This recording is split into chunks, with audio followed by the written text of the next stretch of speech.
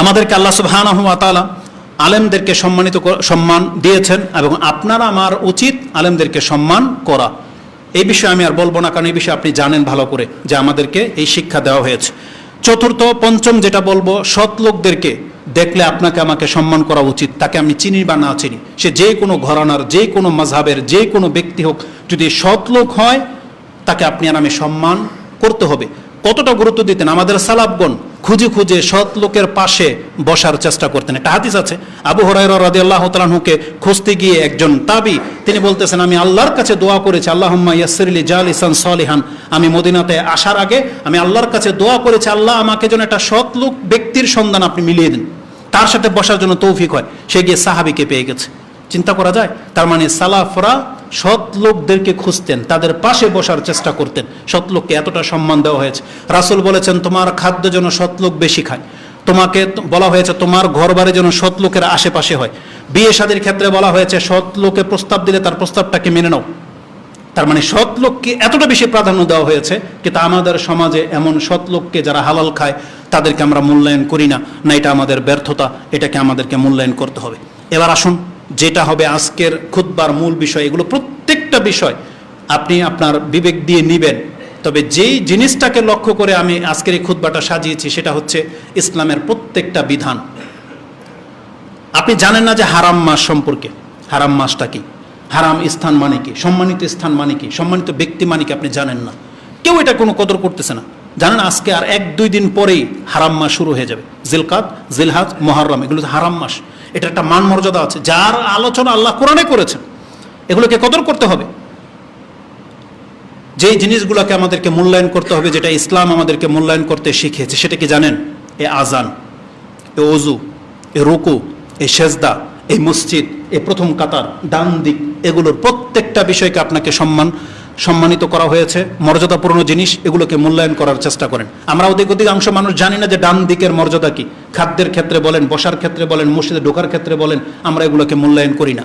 যানবাহনের ক্ষেত্রে বলেন, আমরা এগুলো তাকাই না। ডান পায়ে জুতা পরার ক্ষেত্রে, ডান হাত দিয়ে খাওয়ার ক্ষেত্রে আমরা এগুলোকে মূল্যায়ন করি না। অথচ এটাকে ইসলাম এতটা সম্মান দিয়েছে। কি ভাষায় আমি আপনার কাছে ব্যক্ত করব যে ডান পাশের ব্যক্তির অধিকার কি? ঘরবাড়ির ক্ষেত্রেও আপনি একটা উপঢুকুন দিবেন, একটাই আছে, ডান পাশের বাড়ি পাবে। পানি ছাড়তে হবে, ডান পাশের লোক আগে পাবে। কতটা গুরুত্বের সাথে নেওয়া হয়েছে। আব্দুল্লাহ ইবনে আব্বাস রাদিয়াল্লাহু তাআলা আনহুমা রাসূলুল্লাহ সাল্লাল্লাহু আলাইহি ওয়াসাল্লামের ডান পাশে, আর তার বাম পাশে হচ্ছেন খালিদ বিন ওয়ালিদ। চিন্তা করা যায়, খালিদ বিন ওয়ালিদ, যার মাধ্যমে আল্লাহ সুবহানাহু ওয়া তাআলা ইসলামটাকে অনেক বেশি শক্তিশালী করেছিলেন, যার অনেক খ্যাতমত ইসলামের। রাসূল সাল্লাল্লাহু আলাইহি ওয়াসাল্লাম দুধ পান করেছেন। রাসূল এখন বুঝতে পেরেছেন আমার বাম পাশে মাত্র 6-7 বছরের একটা বাচ্চা, আর বাম পাশে হচ্ছে খালিদ বিন ওয়ালিদ। কিন্তু রাসূল সাল্লাল্লাহু আলাইহি ওয়াসাল্লামের ভদ্রতা দেখেন, আল্লাহর নিয়মটাকে তিনি কিভাবে ফলো করতেন। তিনি আব্দুল্লাহ ইবনে আব্বাস রাদিয়াল্লাহু তাআলা আনহুমাকে, এই 7 বছরের ছেলেকে বলতেছে, এখন তো তোমার হক, তুমি অনুমতি দিলে আমি পেলাটাকে খালিদ বিন ওয়ালিদকে দেই। আব্দুল্লাহ ইবনে আব্বাস বলতেছে, না, আমি অনুমতি দেই না, কারণ আপনার কাছ থেকে যে উচ্ছিষ্টটা আসবে বরকত প্রথম আমি নেব, আমি কাউকে দেব না। তার মানে উনিও বেশি জ্ঞানী, যেজন রাসূলের বরকতটা নিতে চেয়েছেন, কিন্তু উনি বেয়াদব ছিলেন না, অবশ্যই বড়দেরকে দিয়ে দিতেন যদি রাসূলের ব্যাপারটা না হতো। রাসূল সাল্লাল্লাহু আলাইহি ওয়াসাল্লাম দ্বিধা করে নাই, সাথে সাথে পেলাটা এই 7 বছরের ছেলের হাতে তুলে দিয়েছেন। আরেকটা ঘটনা, রাসূলুল্লাহ সাল্লাল্লাহু আলাইহি ওয়াসাল্লাম খেতে বসেছেন, বাম পাশে আবু বকর, ডান পাশে একজন সাধারণ মুসলিম। ওমর রাদিয়াল্লাহু তাআলা একটু দূরেই ছিলেন। ওমর রাদিয়াল্লাহু তাআলা বুঝতে পেরেছিলেন যে পেলাটা তো এখন এই সাধারণ মুসলিমের হাতে চলে যাবে, কিন্তু ওমর রাদিয়াল্লাহু বলছে, ইয়া রাসূলুল্লাহ, আবু বকর, মানে স্মরণ করিয়ে দিচ্ছেন আপনার বাম পাশে কিন্তু আবু বকর আছে।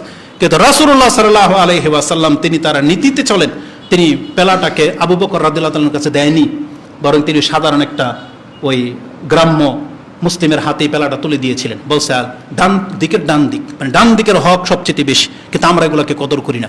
মসজিদে ঢুকবেন, আপনি তাড়াতাড়ি আসেন, আজানের এটার কদর করেন। এই সমস্ত কথাগুলো একটা হাদিস থেকে আপনাকে শুধু নুকতা বলে দিই।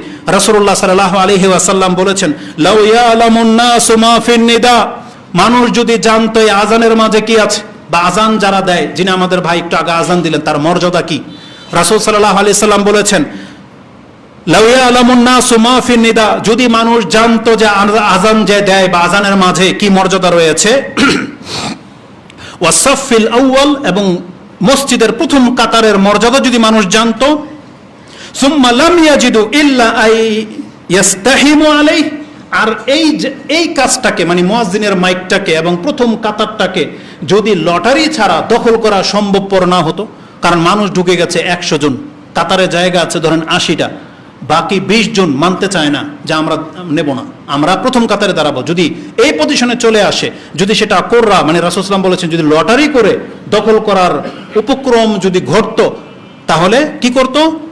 লাস্তাহামু, তাহলে তারা লটারির মাধ্যমে প্রথম কাতার দখল করার চেষ্টা করত। কিন্তু এখন কি লটারি করা লাগে? কাতার খালি পড়ে থাকে, আপনি আসছেন তারপরও দেখছি ওই পেছনে বসে আছেন। কেন? প্রথম কাতারে আসতে চায় না মানুষ, কেন? অথচ রাসূল বলেছেন লাউ ইয়ালামুন নাসু মা ফিন নিদা ওয়া সাফিল আউয়াল, যদি মানুষ জানতো প্রথম কাতারের মর্যাদা কি আর আজানের মর্যাদা কি, তাহলে অবশ্যই এগুলো লটারির মাধ্যমে গ্রহণ করে নিত, ভাগ্যবান মনে করত। তারপর রাসূল বলেছেন ওয়ালাউ ইয়ালামু মা ফি তাহজির, যদি তারা জানতো যোহরের সালাতে আগে ভাগে আসার মর্যাদাটা কি, লাস্তাবাকু ইলাইহি, তাহলে তারা প্রতিযোগিতা করত, দৌড় প্রতিযোগিতা যেমন হয় এভাবে প্রতিযোগিতা করে তারা মসজিদে আসার চেষ্টা করত।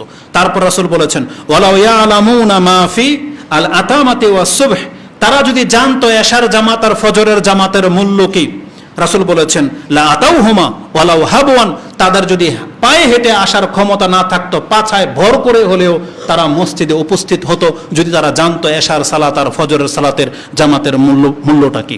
তার মানে এই যে বিষয়গুলো আছে, এই হাদিসটা ইমাম বুখারী কোট করেছেন, যেটা 615-তে রয়েছে।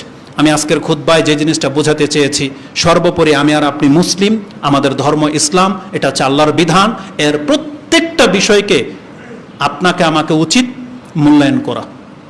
ইসলামের উপরে থাকা এই মুসলিমত্বটাকে আপনার আমার উচিত মূল্যায়ন করা।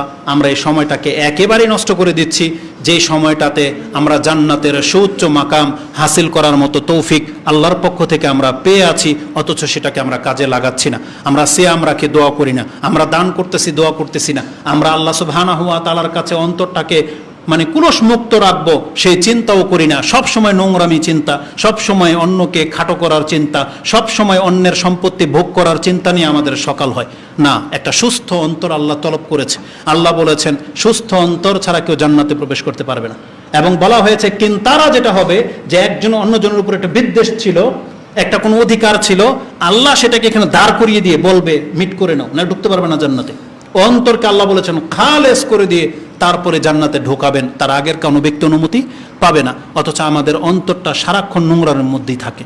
আল্লাহ আমাকে এবং আপনাদেরকে কবুল করুন এবং আমাদের অন্তরটাকে পরিষ্কার করার তৌফিক দান করুন। আকুলু লিকাউলি হাযা আস্তাগফিরুল্লাহ লি ওয়া লাকুম ওয়া লিসাইরিল মুসলিমিন ফাস্তাগফিরু ইন্নাহু হুয়াল গফুরুর রহিম।